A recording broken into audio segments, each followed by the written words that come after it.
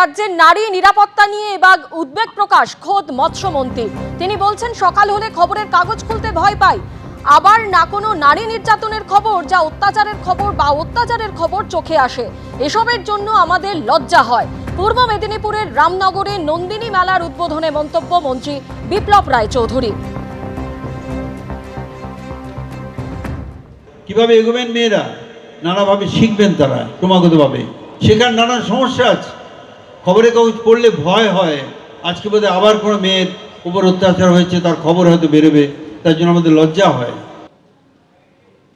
আর মঞ্চে নিজের দেওয়ার বক্তব্যের সমর্থনে ফের মন্তব্য মৎস্যমন্ত্রী। তিনি বলছেন মেয়েদের নিরাপত্তা নিয়ে রাজ্য সরকার অনেক করেছে, সব সমাজেই কিছু বদমাইশ থাকে, ব্যক্তি স্বাধীনতা আছে যখন তখন এমন কাণ্ড কারখানা হবে।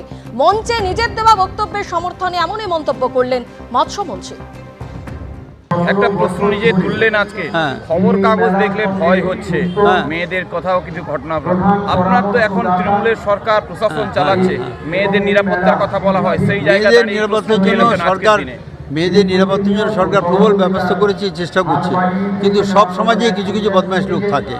আমেরিকাতে মাঝে মাঝে দেখি গুলি চালিয়ে 20 জনকে মেরে ফেলেছে, 40 জনকে মেরে ফেলেছে। গভর্নমেন্ট চেষ্টা করে বন্ধ করতে পারবে? ব্যক্তির স্বাধীনতা আছে যখন, তখন এই ধরনের কাণ্ড কারখানা হবে, কিন্তু আমরা কেউ সহ্য করছি না। আমরা প্রতিবাদ করছি, মেয়েদের আরও বেশি করে শিক্ষিত করছি, যাতে তারা নিজেরা নিজেদের রক্ষা করবার জন্য উদ্যোগী হয়। নিচুতলার কর্মী কথা বলছেন, সেই জায়গায় পুলিশ প্রশাসনের নিরাপত্তার দায়িত্ব পড়ে যায় নারী নিরাপত্তার ক্ষেত্রে, কিছুটা হলেও কি গাফিলাতি হচ্ছে মনে করছেন? শিক্ষিত না হওয়া পর্যন্ত এবং প্রকৃত শিক্ষিত না হওয়া পর্যন্ত এই ঘটনাগুলো ঘটতেই থাকবে। রাজ্যের মৎস্যমন্ত্রীর নারী নিরাপত্তা নিয়ে মন্তব্য, আর তার জেরে তৈরি হয়েছে রাজনৈতিক তরজা। বিজেপি কংগ্রেস কার কি বক্তব্য, পাশাপাশি রাখুন। সাম্প্রতিককালে সবচেয়ে বিতর্কিত এবং বহু চর্চিত ঘটনা হচ্ছে কামদুনি। এমন গুছিয়ে তদন্ত করা হলো যাতে প্রত্যেক অভিযুক্ত কার্যত মুক্তি পেয়ে যায়। তখন বিপ্লব বাবুর চৈতন্য হয়নি, তখন উনি অন্তরের অন্তঃস্থল থেকে কোনো সাড়া পাননি, তখন প্রতিবাদ করতে পারেননি। সুতরাং তৃণমূল কংগ্রেসের এই ধরনের প্রতিবাদ, তৃণমূল কংগ্রেসের এই ধরনের কখনো কখনো ওই যাত্রা দলের বিবেক হয়ে ওঠার প্রচেষ্টা চলে, এগুলো পশ্চিমবঙ্গের মানুষ ধরে ফেলেছে। এতে তো প্রমাণ হচ্ছে যে এই বাংলায় সাধারণ মানুষের অভিযোগ সত্য। পশ্চিমবঙ্গ সরকার সে অভিযোগকে যতই তার গায়ের জোরে, প্রশাসনের জোরে, পুলিশের জোরে, মস্তানের জোরে দাবি রাখতে চান না কেন, সত্যটা সত্যই তাই প্রকাশ পাচ্ছে।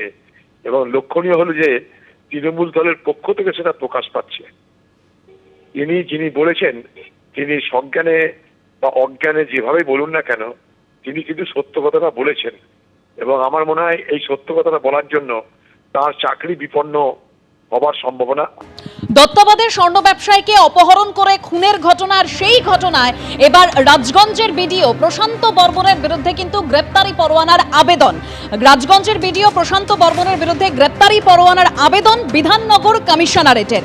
এর আগে হাইকোর্টে আগাম জামিনের আবেদন করেছিলেন প্রশান্ত বর্মন, সেই আবেদন খারিজ করে দিয়েছিল হাইকোর্ট, আর সেই নির্দেশকে চ্যালেঞ্জ করে সুপ্রিম কোর্টে যান প্রশান্ত বর্মন। তবে সুপ্রিম কোর্টে এখনো মামলার লিস্টিং হয়নি।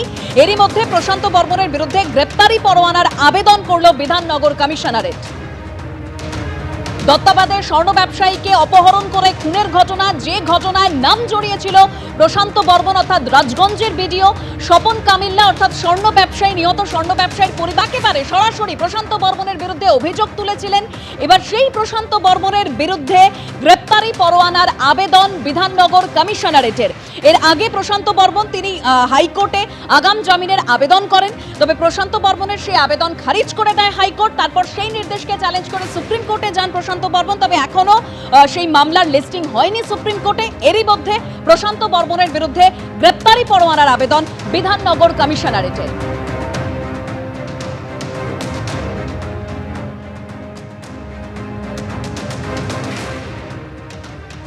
আমাকেও জোর করে তুলে নিয়ে গেছে, আমি যাব না বলছি, শুনেনি উনি, তা বললে তুমি চলো ছেড়ে দেবো, কোনো অসুবিধা নেই। আমি গেলাম। কোন গাড়ি এসেছিল, এই ছবি দেখতে পাচ্ছেন যেটা? হ্যাঁ, একটা সাদা আসছে, একটা কালো এসছে। দুটোতেই? হ্যাঁ, দুটোতেই ওনাদের তুলেছে। নীলবাতি লাগানো ছিল। স্করপিও তো সবাই চলে গেছে, ওরা লাস্টে একটা ড্রাইভার ছিল সাদা গাড়িতে, উনি আমাকে নিয়ে গেল। প্রশান্ত বর্মন তিনি বারবার আগে বলেছেন যে তার বিরুদ্ধে চক্রান্ত করা হচ্ছে। কি বলেছিলেন তিনি, শুনুন।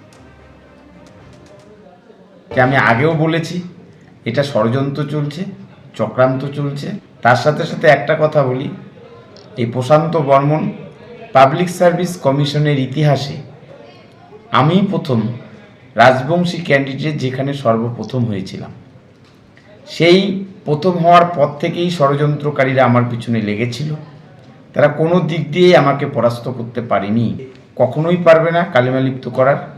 কারণ আমি সৎ, আমি এটা নিজেকে গভীরভাবে গর্বের সহিত বলতে পারি। যারা প্রশান্ত বর্মনকে কালিমালিপ্ত করার চেষ্টা করছে আস্তে আস্তে বাইরে বেরোচ্ছে, এরকম করে আরো বেরোবে। ষড়যন্ত্রকারীরা এখন সেই টিআরপির অংশীদার হতে যাচ্ছে। অর্থাৎ মূল অভিযুক্ত প্রশান্ত বর্মন, যিনি বারবার আগে বলেছেন যে তার বিরুদ্ধে চক্রান্ত করা হচ্ছে, এবার তার বিরুদ্ধেই গ্রেপ্তারি পরোয়ানার আবেদন বিধাননগর কমিশনারেটের। বিস্তারিত জানবো, সরাসরি আমাদের প্রতিনিধি ময়ূক ঠাকুর চক্রবর্তী রয়েছেন। ময়ূক, দেখো, প্রথমে বিধাননগর মহকুমা আদালত, সেখানে আজকে বিধাননগর কোর্টে বিধাননগর কমিশনারেটের তরফ থেকে প্রশান্ত বর্মনের অ্যারেস্ট ওয়ারেন্ট বা গ্রেফতারি পরোয়ানার জন্য আবেদন জানানো হয়েছে। আর কিছুক্ষণের মধ্যেই স্পষ্ট হয়ে যাবে যে তার গ্রেফতারি পরোয়ানা বিধাননগর মহকুমা আদালতের থেকে অনুমোদন হয়েছে কিনা।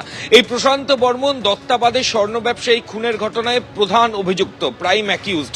পুলিশ আধিকারিকরা এর আগেও বারাসাত কোর্টে প্রকাশ্যে দাবি করেছিলেন ওপেন কোর্টরুমের মধ্যে যে প্রশান্ত বর্মনের বিরুদ্ধে সমস্ত তথ্য প্রমাণ পুলিশের কাছে রয়েছে, কিন্তু তারপরও বারাসাত কোর্টে তার অ্যান্টিসিপেটরি বেল গ্র্যান্ট হয়।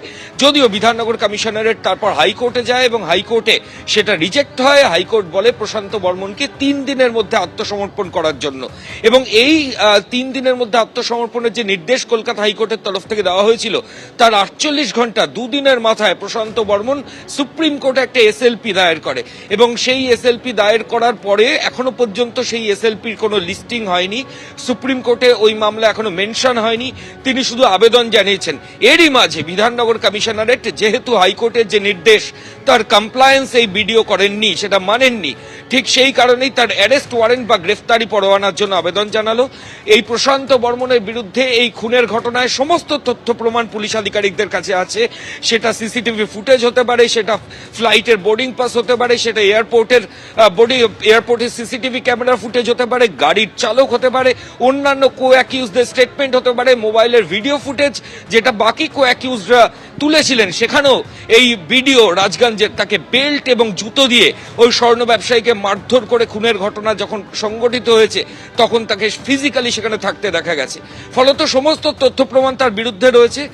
তিনি সুপ্রিম কোর্টে গেছেন, গ্রেফতারি পরোয়ানার জন্য বিধাননগর পুলিশ কমিশনারেট আবেদন জানিয়েছে। এখন আর কিছুক্ষণের মধ্যে স্পষ্ট হয়ে যাবে যে বিডিওর অ্যারেস্ট ওয়ারেন্ট ইস্যু হলো না হলো না।